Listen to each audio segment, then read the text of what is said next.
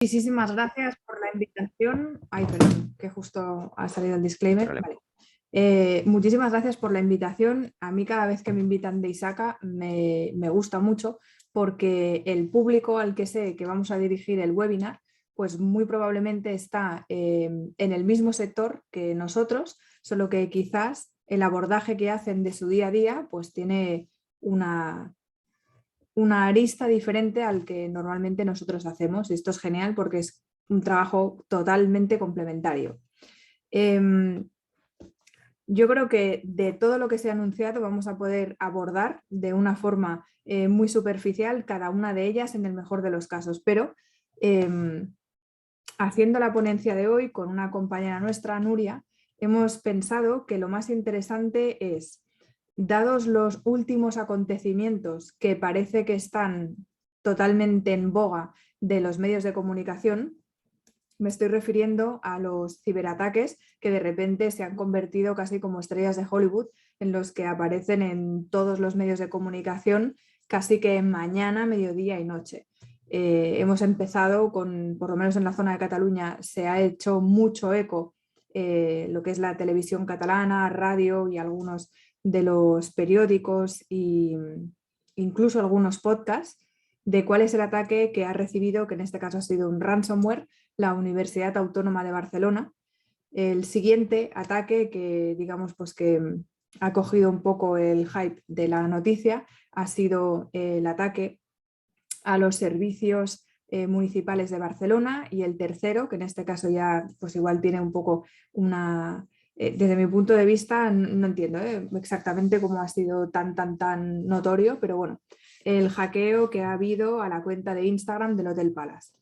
Entonces, desde nuestro punto de vista y desde la forma en la que normalmente trabajamos en nuestro día a día, la forma de poder abordar desde el punto de vista reputacional y desde el punto de vista del poder mantener la continuidad de negocio, es muy importante estar muy atentos a qué es lo que va ocurriendo y cómo se van abordando este tipo de cuestiones. Hace muchos años que nos dedicamos a ello y es verdad que cada vez nos damos más cuenta de la importancia que tiene el poder ser nosotros la fuente principal de noticia y la fuente principal de información, tanto de los medios de comunicación como de los públicos de interés, en el momento en el que hay una situación de crisis, que evidentemente es una situación de crisis que tiene un origen en un problema de seguridad, pero que tiene una consecuencia reputacional, en muchísimos casos legal, y que evidentemente puede acabar repercutiendo a lo que sería la cuenta de resultados del propio negocio.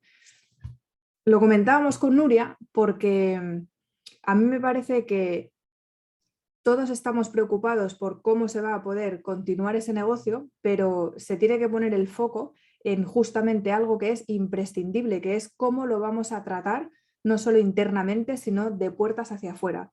Porque obviamente si trabajas en una empresa o en una institución y estás viviendo prácticamente de primera mano o como observador pasivo, porque tampoco tienes así mucho que hacer en tu día a día, pues un ciberataque de estas características, muy probablemente es que si tus amigos y familiares saben que tú trabajas ahí, te van a hacer preguntas. Por lo tanto, es importantísimo que la empresa trabaje mucho la comunicación interna en estas situaciones de crisis. Me vais a permitir que me quite la americana, porque yo no sé si es que vamos con el tiempo para adelante o para atrás. Pero bueno, entonces, hablándolo con Nuria, una de las cosas que estábamos viendo es que sería interesante que pudiésemos explicar cómo trabajamos para cuando nos encontramos ante una situación de estas características. Aquí, como ya sabréis, tenemos unas situaciones en las que algunas veces se puede hacer una prevención y los clientes han podido contratar, por ejemplo, pues un servicio de SOC reputacional, que es en lo que nosotros estamos especializados, que es en el momento en el que se declara una crisis, normalmente con un origen en una falta de seguridad o de privacidad, o me da igual, de otra naturaleza, pero por el auditorio que es, lo voy a enfocar en este tipo y por eso he escogido estos tres casos, pues cómo vamos a poder, desde una forma preventiva, detectar cuáles son los posibles riesgos reputacionales, tratar de mitigarlos y, pues evidentemente, como objetivo último, que la reputación tanto de sus líderes como de la propia corporación, perdonad, se vean lo menos afectados. ¿Esto quiere decir que vamos a evitar el ciberataque? Me parece que sobra el decir que no, pero bueno, también algunos medios de comunicación me lo han dicho. Oye, ¿cómo podemos evitar un ciberataque? Bueno, pues esto da para 25 webinars y no es materia de este. Entonces, lo primero que nosotros trabajamos con el cliente es el entender qué es lo que están esperando de nosotros, qué tipo de ayuda pueden necesitar para que todos aquellos miedos que ellos han identificado, nosotros podamos traducirlos en una comunicación que sea lo más efectiva posible. Uno de los públicos que para mí son más sensibles son, y permitidme la expresión porque yo creo que todos nos vamos a entender, Radio Makuto. Radio Makuto es una de las formas más complicadas de poder gestionar la comunicación interna. Es en todos aquellos pasillos, en este caso también, ¿no? Pues todas las diferentes vías de comunicación que se han establecido que no son las corporativas y que aún y así están muy necesitados de tener una información de primer nivel. En el caso, por ejemplo, de la Autónoma de Barcelona, se dieron varios momentos en los que hubo comunicaciones de carácter institucional, pero si tú te ibas a determinados grupos de Telegram tenías información mucho más detallada que provenía de miembros de la propia organización que de una forma muy desnivelada estaban aportando información. Es decir, la comunicación corporativa iba en este nivel de aquí, de menor detalle de información, y la comunicación de los públicos internos hacia el exterior estaba viniendo pues en un nivel de superficie que, bueno, digamos que casi la información estaba publicada, porque lo único que hacía falta es que algún periodista tuviese acceso a la información que había en esos grupos de Telegram y a partir de ahí ya empezase a rular la información de una forma más abierta. Por lo tanto, es vital que se esté haciendo un traqueo continuado de cuáles son las diferentes informaciones que se están filtrando de forma absolutamente desmadrada o descontrolada. Esto nos va a hacer poner el foco en un servicio que ojalá lo contratasen todas las empresas de forma preventiva para poder evitar los sustos y sobre todo para poder ganar en tiempo de reacción. Lo explico de una forma un poco detallada. Nosotros dividimos nuestro trabajo en Rep Control, que es todo lo que tiene que ver con trabajo que se puede hacer de forma preventiva y reactiva en el ámbito de la reputación. El siguiente, que es el de HackSec, que es todo aquello que tiene que ver con las diferentes investigaciones que se pueden, investigaciones más técnicas que se pueden obtener cuando hay un ataque de estas características. Luego tenemos SecCom, que es cómo vamos a poder securizar las comunicaciones en todos estos momentos de crisis. Y luego finalmente, que es Intel On, que en este caso es todo lo que tiene que ver con la obtención de información que se va a acabar convirtiendo en inteligencia para la toma de decisiones en todo este proceso. Bien, cuando nosotros trabajamos en el SOC reputacional, tenemos que activar los 4 módulos porque la empresa necesita de un conocimiento absolutamente inmediato de todas aquellas informaciones que pueden poner en riesgo la continuidad del negocio, que pueden poner en riesgo la reputación tanto de sus líderes, sobre todo de las cabezas visibles, como de la propia institución. Y lo más importante, ir generando un escudo en este caso, pues reputacional, y es todas aquellas informaciones que vamos a querer que las personas que se quieren informar sobre ese ciberataque lo tengan en primera línea, porque obviamente la comunicación siempre va a tener que estar liderada por las personas que están al otro lado del ataque. ¿Y esto qué quiere decir? No podemos dejar que haya más información, especialmente, cuidado, 2 tipos de informaciones. No podemos dejar que el liderazgo de la comunicación lo lleven terceros, especialmente cuando estamos hablando de OACs, es decir, todo lo que tiene que ver con el mundo del rumor. Y menos todavía si encima esas informaciones que se han filtrado son fidedignas.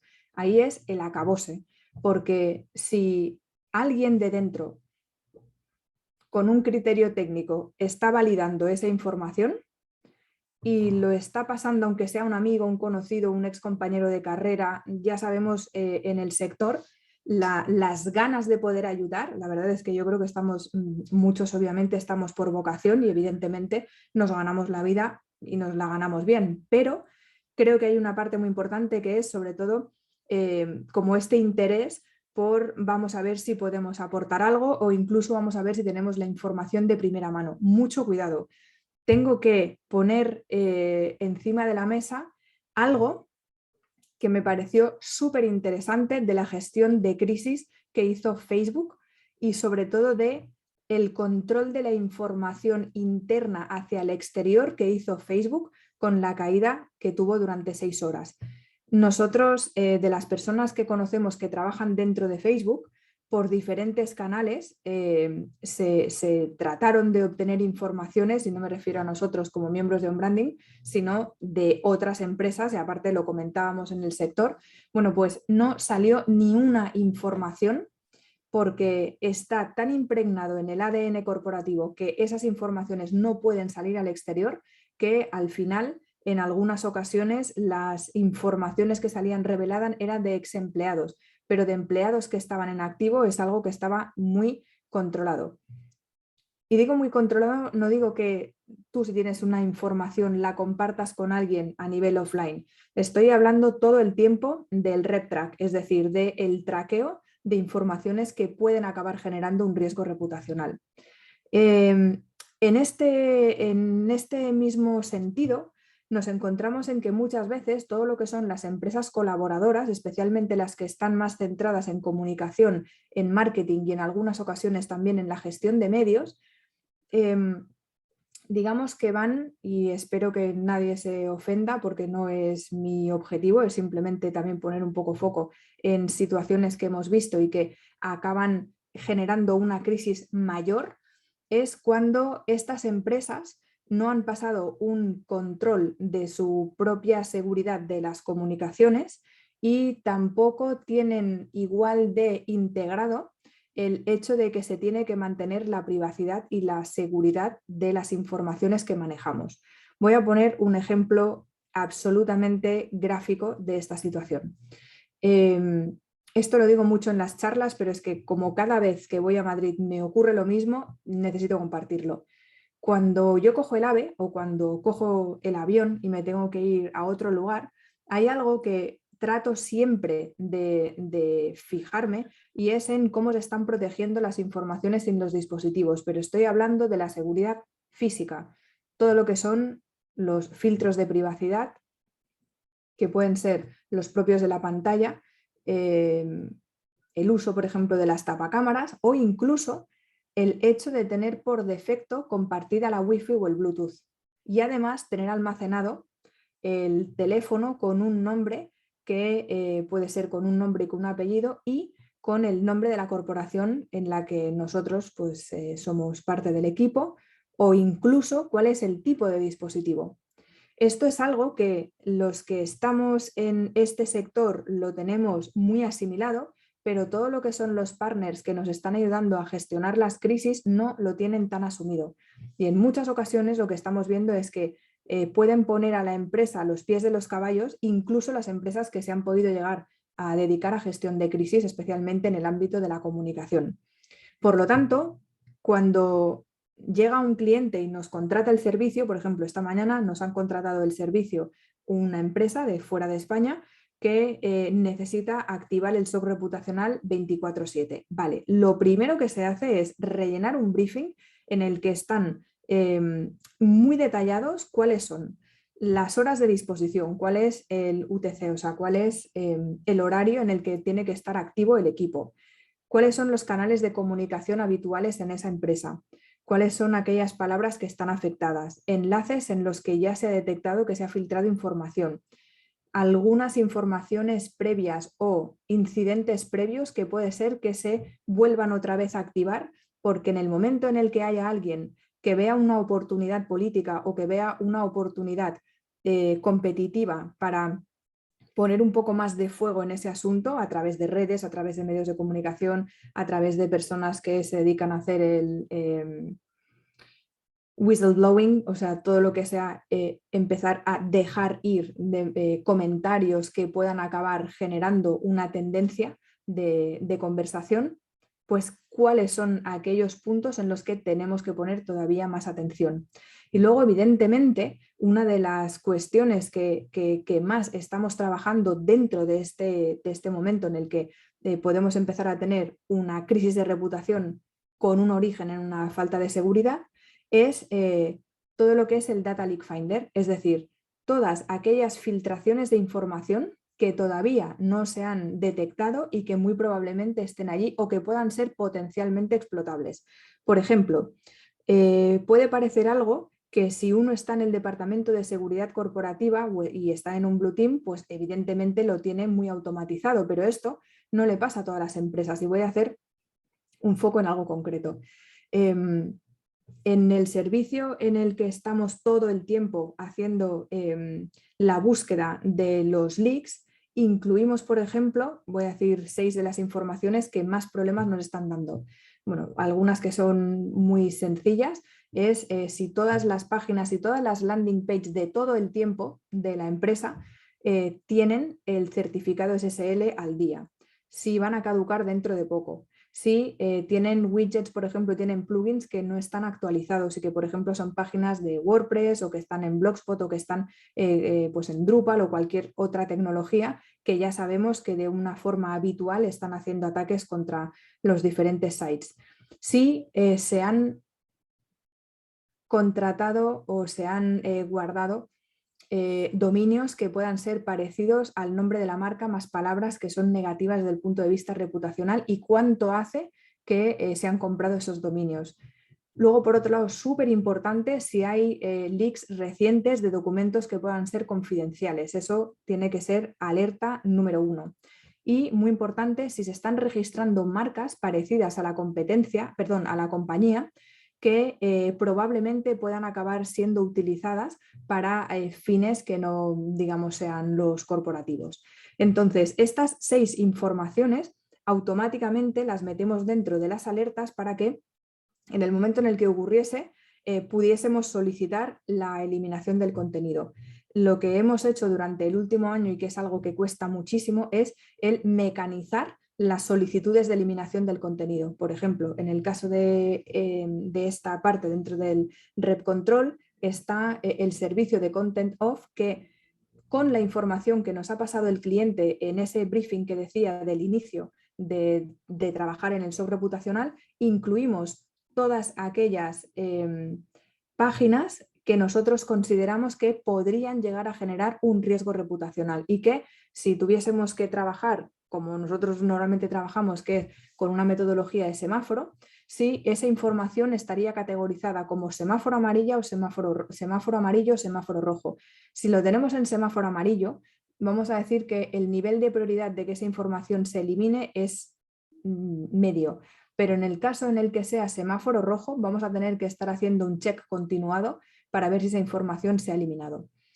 Esto lo digo porque cuando se está dando una situación de estas características, tenemos que tener muy en cuenta cosas que son detalles que van a marcar la diferencia. Por ejemplo, en el caso, y vamos al caso de la autónoma, en el caso de la autónoma, obviamente todos los comunicados corporativos iban alrededor del incidente, pero en el momento en el que se detecta ese incidente, automáticamente hay que levantar todas las barreras de contención y revisar de forma activa si tenemos el doble factor de verificación en todas las redes sociales, en todos los canales de comunicación, si de repente se están dando de alta canales en Telegram con nuestros nombres o si se están detectando ya conversaciones en canales abiertos, si se están dando de alta los dominios que estaba comentando, si de repente aparecen filtraciones, porque cuidado, recordad lo que decía al principio, puede ser que aparezcan filtraciones que sean reales, reales quiere decir que parte del contenido sea real, o puede ser que sean lo que estaba comentando antes de rumores que están empezando a generar una especie de clima de confusión en el ambiente. Y todo eso se tiene que trabajar muchas veces apoyándonos en los que son más fuertes en nuestra comunidad. Por ejemplo, si yo lo que quiero es que haya una permeabilidad de mi mensaje, aquí en cada caso depende y evidentemente por eso hay que hacer un análisis previo con el RepTrack para poder ver qué es lo que tenemos delante, cuál es la foto y cómo va evolucionando esa foto. Pero si yo sé que hay personas que están motivadas, que hay usuarios que digamos que son muy fans de nuestra forma de ser, lo que vamos a hacer es ayudarnos de ellos para que sean ellos quienes nos ayuden a poder gestionar la situación de la manera más dinámica posible, o quizás yo lo diría es de una forma que parezca lo más natural posible. Es decir, que salga una persona que está designada como portavoz de una empresa y niegue la mayor, esto es del siglo pasado, sobre todo cuando tenemos acceso a la información prácticamente de primera mano o cuando no tenemos ni idea de qué es lo que está comentando la comunidad técnica alrededor del incidente que ha habido. Con lo cual, yo creo que un ejemplo de transparencia y un ejemplo de madurez digital es cuando una empresa sale a cara descubierta sabiendo cuáles son las consecuencias legales, dando, por supuesto, parte a la Agencia Española de Protección de Datos de la brecha de seguridad que están sufriendo, haciendo haciendo un refresh cada semana a la Agencia Española de Protección de Datos si no está recibiendo una respuesta, y os aseguro que se están dando casos continuados de esto.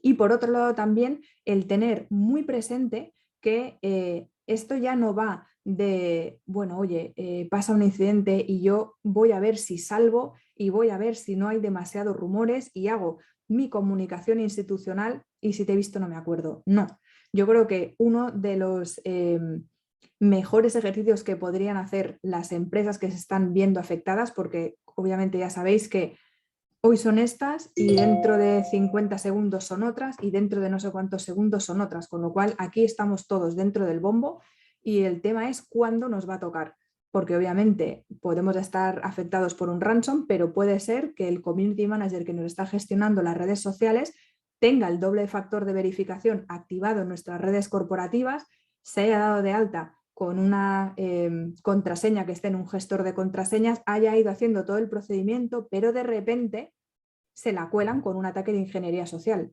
y da una serie de informaciones que le sirven a la persona que está haciendo ese ataque y que acaban vulnerando nuestra seguridad corporativa.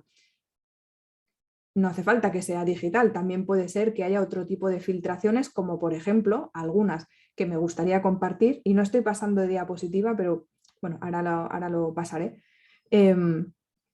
Como por ejemplo algunas que se están dando, y el otro día lo comentaba con un compañero nuestro, que se está utilizando Tinder de una forma muy alegre y las empresas no están monitorizando las redes sociales ni las aplicaciones de dating, y cada vez tenemos más filtraciones a través de redes que son de dating. No hablo únicamente del caso español, es que da igual en qué país, al final las empresas están formadas por personas y las personas, aunque tengan una formación desde el punto de vista técnico, aunque se estén utilizando todas las medidas técnicas, se tiene que hacer un refuerzo y se tiene que hacer un refresh continuado de diferentes formas de poder acceder a la información. Vuelvo un poco atrás para seguir adelante. Recordad que las empresas no son estancas, las empresas están formadas por personas y las empresas tienen agreements y colaboraciones con diferentes tipos de empresas, que algunas les llevan a comunicación, otras les llevan el marketing, otros les están haciendo growth hacking, otros están haciendo, por ejemplo, pues una campaña de influencers, y no se está trabajando de una forma cohesionada desde el punto de vista de la privacidad y de la seguridad. Obviamente hay situaciones en las que sí que se dan, pero no es un casual, y yo creo que también es una parte también de autocrítica, sin quitarle la responsabilidad a los determinados periodistas de medios de comunicación que siguen yendo a clickbait y que siguen sacando titulares en los que la palabra más repetida es un hacker, Yo personalmente, y me gustaría hacerlo extensivo para el resto de personas, no hay día que no vaya a un medio de comunicación y no repita, cualquier día me voy con una pancarta pequeña para explicar la diferencia entre ser criminal y en ser hacker. Pero como esto no para de pasar, quiere decir que no somos suficientemente claros en el mensaje que se está mandando como para que mes tras mes, día tras día, se sigan repitiendo esos titulares. Con lo cual, si esto no lo podemos hacer cuando tenemos un altavoz delante, imaginaos qué es lo que está pasando dentro de una empresa. Creo que hace muchísimos años, no me acuerdo, en 2013 a lo mejor, en la No Con Name, hicimos una ponencia en la que se hablaba mucho de lo que le llamábamos el triángulo inseparable. El triángulo inseparable era RSL, que es reputación, ciberseguridad y la parte legal. Es verdad que lo hemos ampliado y ahora tenemos una cuarta perspectiva que es la parte psicológica y emocional, pero primero explico este triángulo por lo que decía. Todavía estamos teniendo problemas entre el lenguaje técnico que se utiliza y la distancia que genera con el resto de los diferentes departamentos o de las unidades de negocio. Nos está costando mucho bajar el nivel de lenguaje o bajar a ejemplos que sean más prácticos, y deberíamos de hacer un esfuerzo porque cuando hablemos con personas que sean de otros departamentos podamos ir bajando no solo el nivel de lenguaje, sino siendo lo más prácticos y lo más gráficos posibles como para poderles transmitir qué es lo que acabaría ocurriendo. Por eso es muy importante que cada vez se vaya estrechando más el triángulo. El otro día, no voy a decir con quién, pero bueno, di una charla y había un fiscal. Este fiscal también dio la charla, pues quizás de la hora y media que duró la charla, y estoy muy acostumbrada también al lenguaje jurídico, pero igual fui capaz de comprender el 40%. Si el resto de la audiencia no está continuamente acostumbrada a trabajar con personas que están en el ámbito del derecho, pues probablemente le haya quedado un tanto por ciento muy residual del mensaje que quería transmitir. Con lo cual, para que nos podamos apoyar en personas que no son de nuestro ámbito, que cuidado, muchas veces son los consumidores de nuestra tecnología y los consumidores de nuestro trabajo, deberíamos de tratar de ser lo más gráficos y lo más visuales posibles a la hora de comunicar. He dicho que ahora hemos tenido que ampliar y no hablamos del triángulo inseparable, sino que estamos hablando de un cuadrado, y es otra esquina más del ring, que son todas aquellas consecuencias que se están generando desde el punto de vista emocional en las personas que primero tienen que gestionar una crisis internamente. Yo no me gustaría nada ponerme en el pellejo de las personas que están detrás de un SOC cuando la empresa no ha tomado las medidas oportunas, no por una cuestión de responsabilidad de los técnicos, sino porque igual quien está tomando o los que están tomando las decisiones, digamos que no han sido conscientes o no le han dedicado los recursos económicos, técnicos y humanos con tiempo para poder sacar adelante esa situación. Todo eso está generando un caldo de cultivo que yo no sé si lo notáis, pero a nosotros nos ocurre que cada vez más los clientes corporativos vienen con un cansancio que es impresionante, con una preocupación de, bueno, a ver qué me das con este presupuesto que tengo.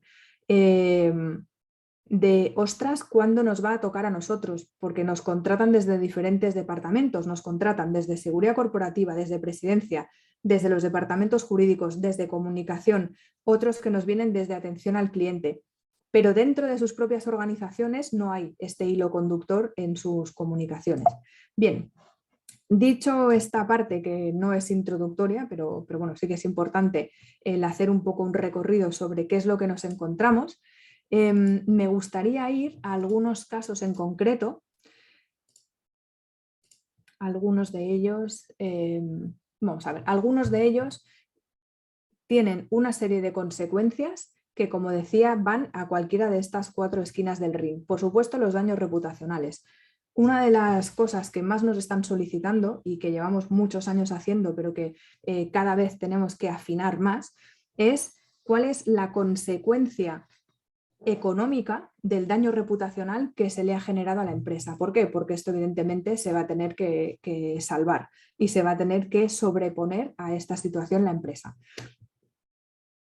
La empresa o las personas que forman parte de esa institución. O sea, o no, y.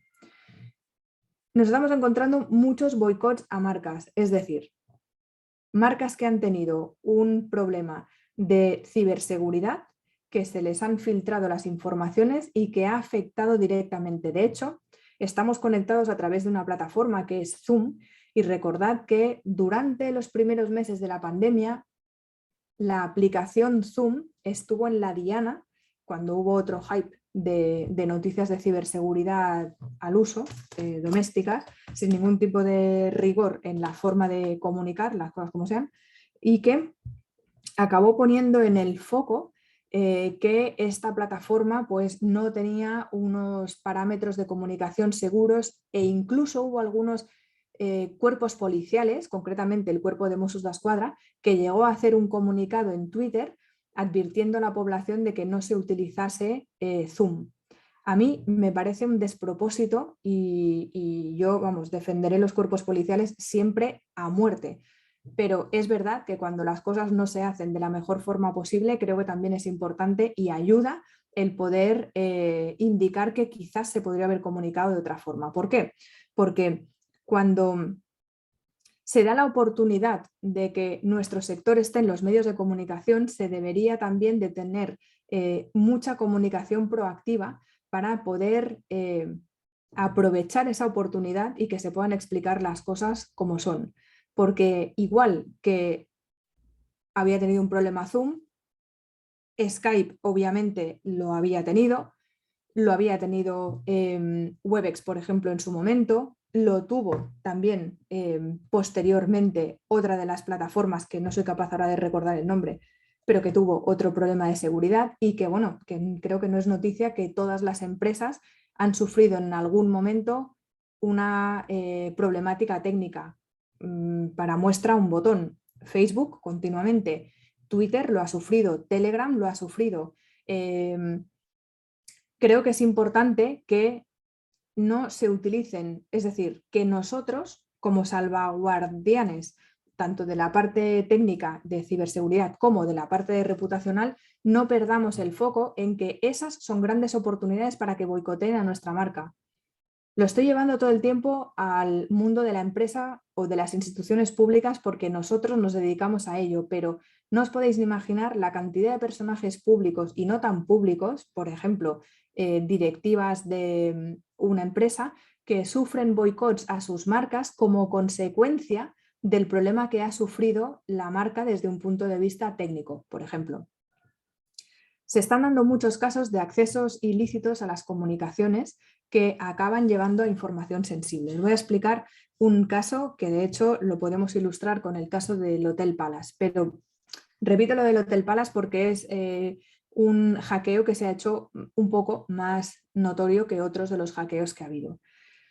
Nosotros tenemos una unidad de negocio que está únicamente hackeando, es decir, recuperando cuentas hackeadas o rehabilitando cuentas que han sido inhabilitadas. Los dos canales de más afectación de este tipo de servicios están siendo, sin duda, pero vaya, por encima de cualquier otro, WhatsApp e Instagram. Los ataques no tienen ningún tipo de necesidad de conocimiento técnico por parte del atacante para poder desarrollarlos, pero están teniendo una rentabilidad tan grande desde el punto de vista económico para el crimen organizado que están llenándose a diario, pero de una manera increíble, pues las arcas de estos grupos que están organizados. Pues ahora lo que nos está ocurriendo es que hay clientes que, bueno, clientes no, vamos a diferenciar. Obviamente el que es cliente nuestro no va a pagar al crimen organizado para que le vuelvan otra vez a recuperar, bueno, para que vuelva a tener acceso a su cuenta, porque se les explica cuáles son los peligros, cuáles son las garantías que no van a dar, que te puedes colocar en la frente la etiqueta de cliente VIP, si a este se le aprieta acaba pagando, pero hay muchas personas que sí que lo están haciendo. Y los que sí que lo están haciendo, o a los que ya les han hackeado independientemente de si pagan o si no pagan, les están accediendo a sus informaciones en los mensajes directos y son sus informaciones y son nuestras informaciones como usuarios finales. Imaginaos qué es lo que ocurriría si ahora a una empresa energética alguien le hackease la cuenta mediante, por ejemplo, un ataque de ingeniería social, que no sería nada difícil porque de verdad os puedo asegurar que nos llegan empresas a diario que son muy grandes y que lo están sufriendo y que es un error humano.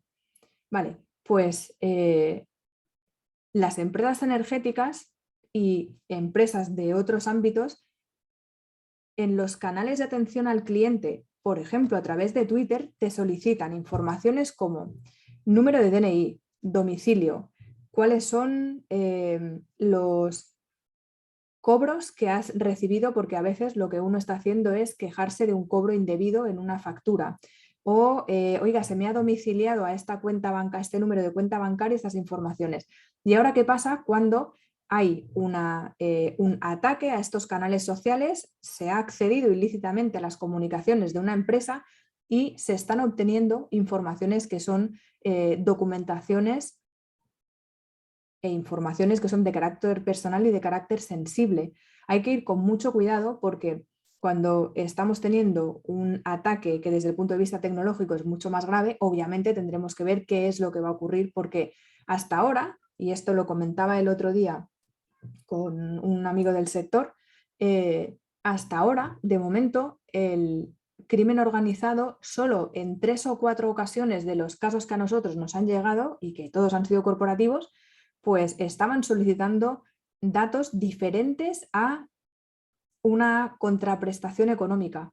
Estaban pidiendo datos fotografías eróticas, y en otro caso estaban pidiendo ejemplos de documentación. Es decir, que aquí ya el chantaje no es una cuestión económica, sino que también están tratando de ver si apretando se puede o no se puede conseguir. Y esto sí que va a ser ya la revolución, porque en el momento en el que se acepte como pago otro tipo de información, aquí ya vamos a entrar en otra guerra. Y lo último que quería comentar en este ámbito es que es algo que también nos estamos dando cuenta que está ocurriendo y que es muy complicado de poder ver. Vale.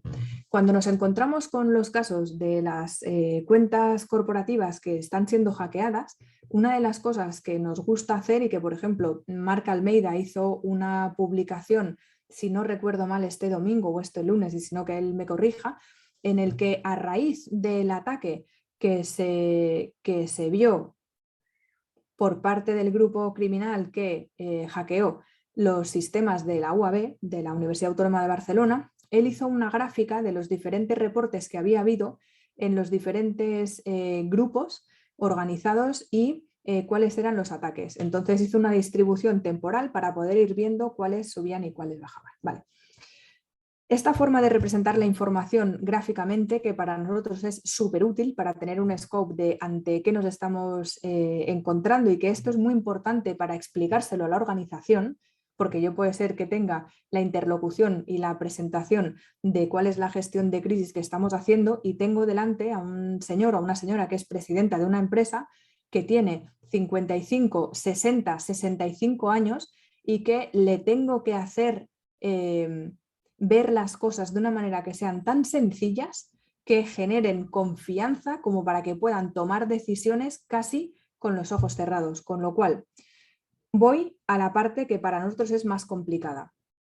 Cuando nos encontramos con una avalancha de casos en los que hay clientes que están teniendo cuentas hackeadas, están yendo mucho al sector retail, están yendo mucho al sector del tema de los restaurantes, tiendas, etcétera, pues claro, nos dicen cuál es el monedero de la criptomoneda que toque, o dólares americanos, que también los aceptan como pago, porque ya sabéis que es la moneda que de una forma más, digamos que está como más aceptada internacionalmente y que tiene más salida. Pero en el caso de las criptomonedas nos estamos encontrando con monederos que, de hecho, ayer salió publicado unas cantidades que eran brutales. ¿Qué quiere decir? Que estos monederos y esta captación de moneda es altísima, con lo cual es muy rentable estos pequeños ataques que están haciendo. Y ahí es donde yo quiero poner el foco, que muchas veces hay empresas que sufren daños reputacionales inmensos por una falta de privacidad y por una falta de seguridad que no tiene por qué venir ocasionada por un ataque que requiera una complejidad técnica altísima. Con lo cual, cuidado con el poner el foco únicamente en los ataques que son, digamos que necesarios, teniendo una infraestructura y un nivel de conocimiento técnico muy alto, porque es que claramente está habiendo cosas que en bolsa le llamaríamos chicharros, que claramente están funcionando. Ayer, hablando también con otra persona del sector, me estaba diciendo de la problemática de poder rastrear la criptomoneda Monero, que seguramente que algunos lo sabéis. Bueno, la semana que viene, y esto creo que el que tenga la oportunidad, por favor, que lo siga, se va a hacer una con en Las Vegas, que es precisamente por tema de forensics en criptomoneda.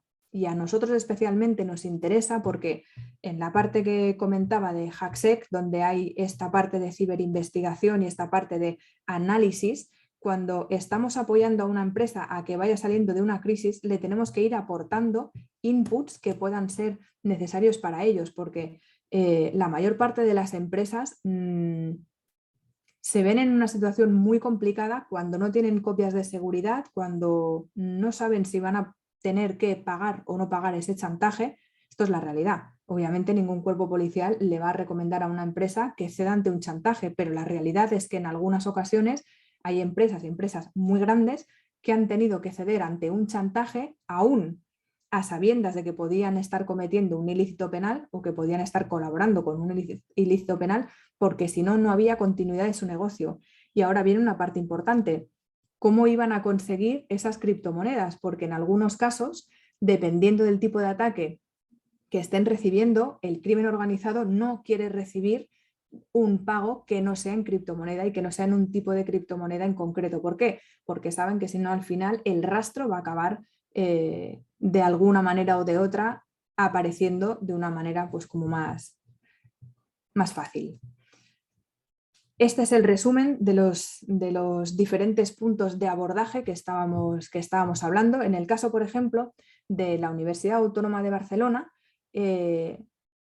claro, si tú te quedas sin acceso a la información sin EDIE, ¿qué es lo que vas a necesitar externamente o internamente como para poder dar un abordaje eficiente para poder proteger tu identidad digital y tu reputación? Obviamente, obtener información, os lo he dejado en este margen de la pantalla, el Rep Control, tener una fotografía dinámica, es decir, como si tú estuvieses obteniendo todo el tiempo información y vas a tu cuadro de mandos y dices, vale, esta es la información que me pueden aportar ahora. Bueno, ¿qué es lo que tengo que generar como escudo reputacional para que cuando alguien busque información sobre este incidente se encuentre en lo que yo quiero que aparezca sobre esta información?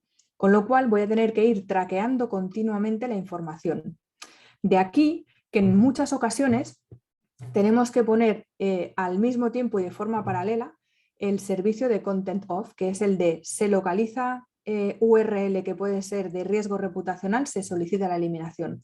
Si no se puede solicitar legalmente, porque estamos hablando, por ejemplo, de una noticia, lo que se va a hacer es o bien una campaña para poder desposicionar esa información, es decir, trabajar en el escudo reputacional, o bien esperar a poder tener una interacción en un medio de comunicación que pueda sobreescribir esa información.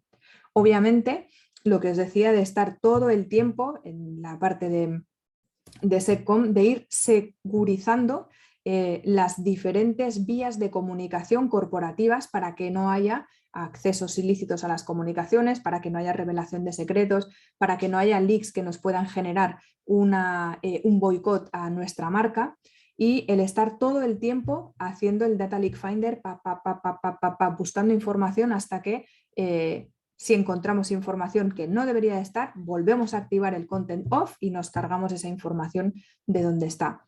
Siempre y cuando, esto por ejemplo nos ha pasado este mediodía, se ha publicado una página en la que están haciendo targeting sobre diferentes personas de un tipo de religión en concreto.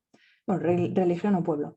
Entonces, tenemos todo un listado de personas y la decisión que teníamos que tomar, que es: certificamos la información, almacenamos, o sea, vamos, evidenciamos lo que ha ocurrido y solicitamos la eliminación, o dejamos que la información esté durante un periodo de tiempo X y a partir de ahí, entonces, cuando ya tenemos toda la información que nos interesa, solicitamos la eliminación. Aquí siempre se tiene que compartir la información con la empresa y evidentemente que la empresa, con su gabinete de crisis y en contacto con nosotros, decida cuál es la mejor actuación y la que menor riesgo reputacional y menor riesgo para la continuidad de negocio va a tener. La tercera parte en el HackSec es cuando entramos también en algo que, insisto en que para nosotros dentro del sector en el que estamos puede ser muy obvio, pero no lo es para las empresas que son colaboradoras o los partners que en ese momento forman parte de todo el ecosistema de la gestión de la crisis. Insisto en, por favor, tomar medidas físicas de protección de los dispositivos. No os quiero transmitir el agobio que han tenido algunos clientes que en mitad de una gestión de crisis les han, y estoy hablando de un partido político, les han robado un dispositivo, que en este caso fue un ordenador portátil, en una estación. Y se lo robaron a una persona que era el responsable de comunicación de ese partido. Os podéis llegar a imaginar la pérdida y el riesgo inmenso que está significando en ese momento. Es brutal, porque primero tienes que, desde el punto de vista de la investigación, descartar si es algo fortuito o si no es algo fortuito, y como consecuencia vamos a tener que activar otra serie de procedimientos. Claro, no solo esos dispositivos, también qué vamos a hacer con las copias de seguridad o, por ejemplo, en mitad de una gestión de crisis, una persona fallece. ¿Por qué? Pues porque el nivel de ansiedad es tan grande que a la persona le acaba dando un infarto. ¿Qué hacemos ante esas situaciones? Tenemos que saber qué es lo que se hace con las redes sociales de un fallecido y si alguien tiene o no tiene acceso, por ejemplo, a su gestor de contraseñas, o quién de la organización tiene un backup de todo lo que esa persona ha estado gestionando, y si esa persona ha estado gestionando las informaciones con el dispositivo o los dispositivos corporativos, porque como sean con los dispositivos personales en modo Bring Your Own Device, ahí tenemos una situación bastante gorda, con lo cual parte de ese trabajo se tiene que hacer, en este caso desde la perspectiva de HackSec. Y luego, por otro lado, en algunas situaciones nos hemos tenido que dedicar a activar vías de investigación que no son tan sencillas de poder poner en marcha cuando requieren de una respuesta para profesionales que son externos a la compañía, o que hay que ir a informar a un juzgado, o que hay que ir a informar a un cuerpo policial.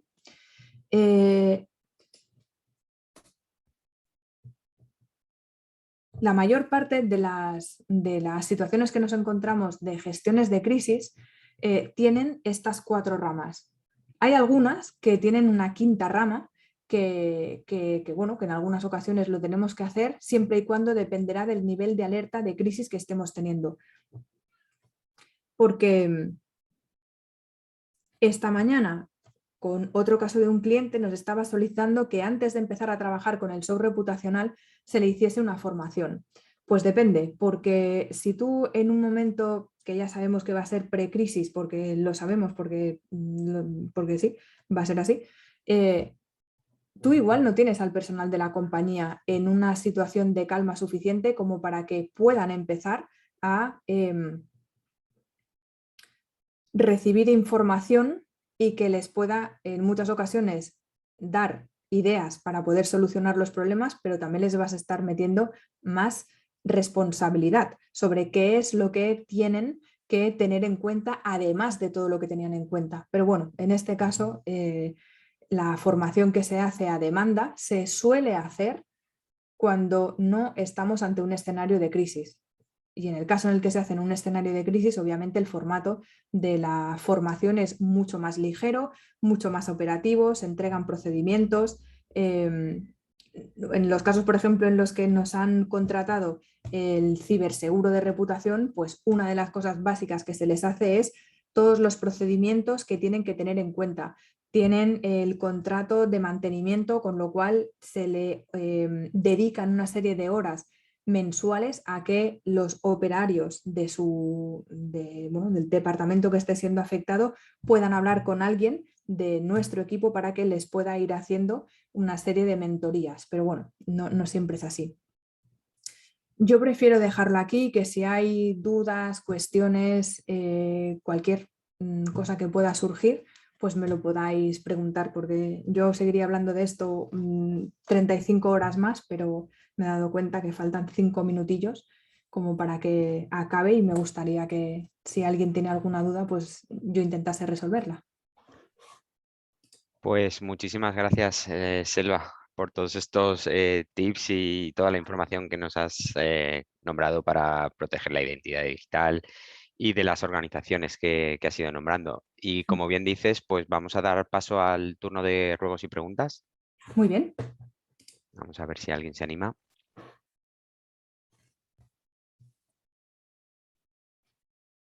Y si no, pregunto yo, ¿eh? Creo que voy a preguntar yo. ¿A alguien le suena absolutamente a chino mandarín lo que he estado explicando? Como que no hay, bueno, chino mandarín, no, más bien que le suena que podría pasar en alguna de las organizaciones que conozca. No sé si ellos pueden levantar la mano, que a veces, o sea, la mano me Creo que sí. refiero, Sí, la sí. manita Ujú. de esa forma. La pregunta es si creen que en algunas de las organizaciones, no tienen por qué ser las suyas, alguna situación de estas características de riesgo podrían ocurrir o que están todos perfectamente cubiertos y eso nunca pasaría.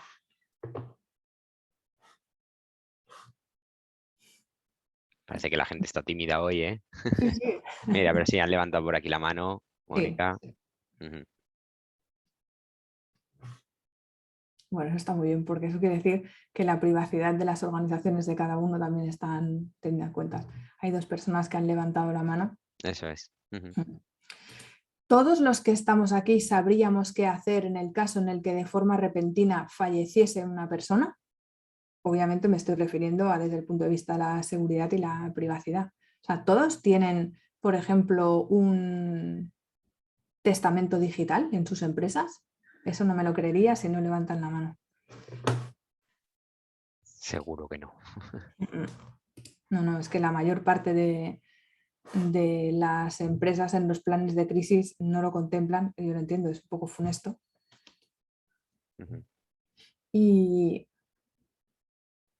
me asalta una duda.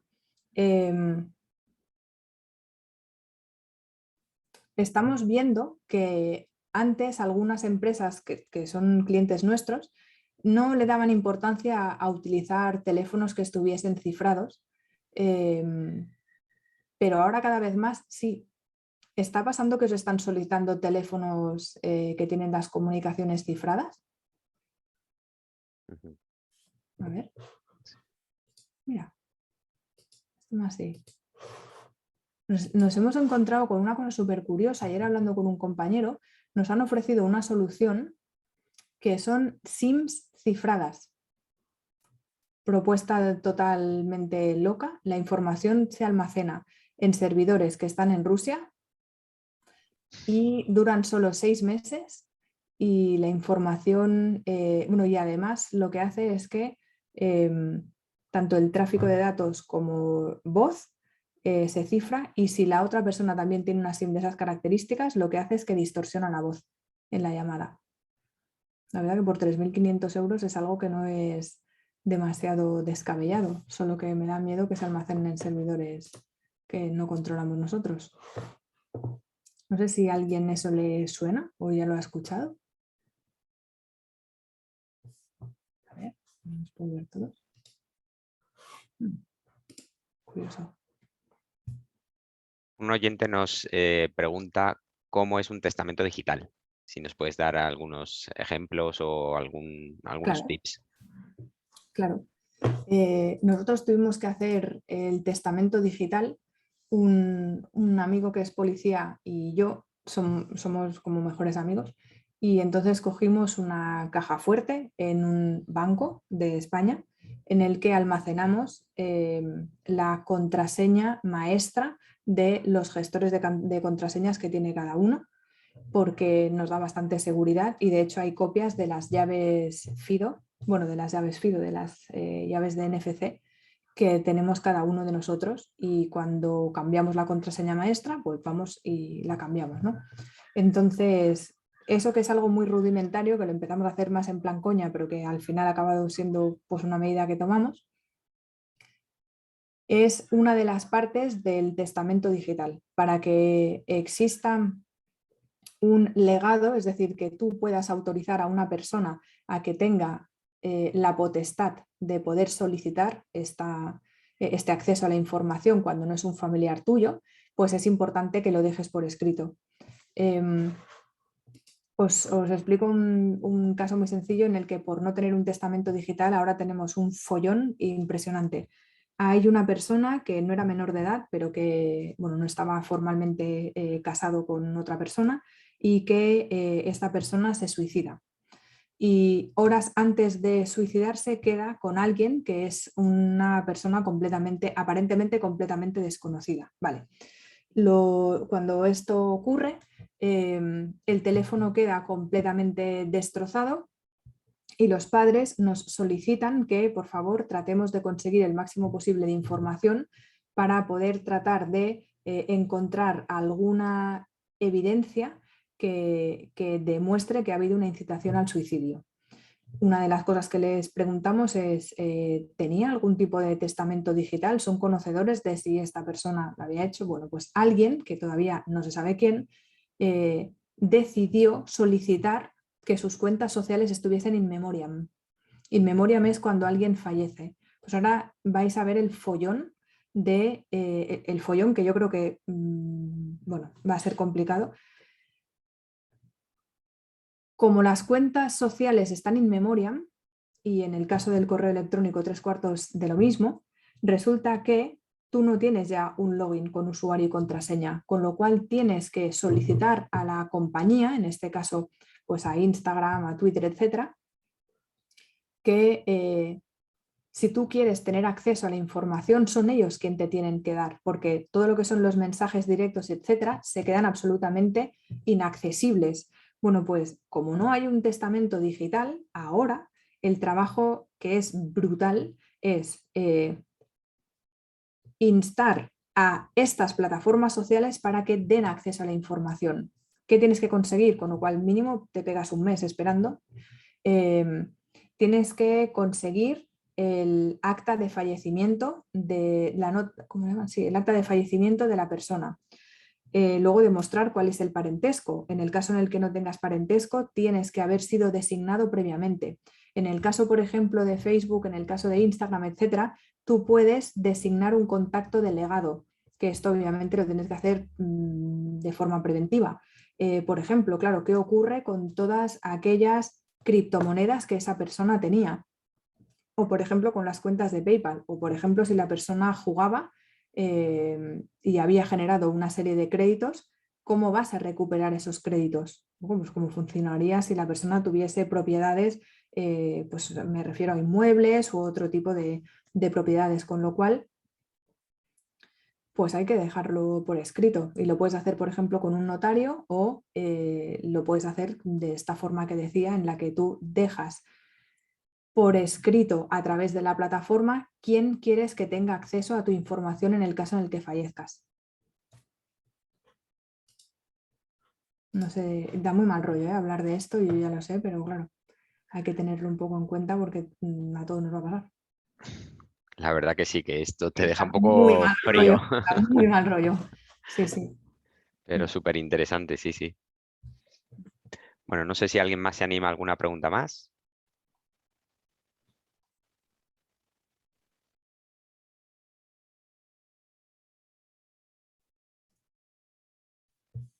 Bueno, pues nada, y si no, a través de las redes Eso es, sociales también puedo responder las preguntas si surgen. eso es. Pues nada, simplemente agradecerte tu tiempo, Selva, tu Gracias. colaboración y a todos los oyentes, nada, como siempre, muchísimas gracias por vuestra asistencia y os esperamos a todos en el webinar del próximo mes. Fenomenal. Muchas gracias Perfecto. a todos. Gracias. Hasta luego, Hasta buenas tardes. pronto. Chao.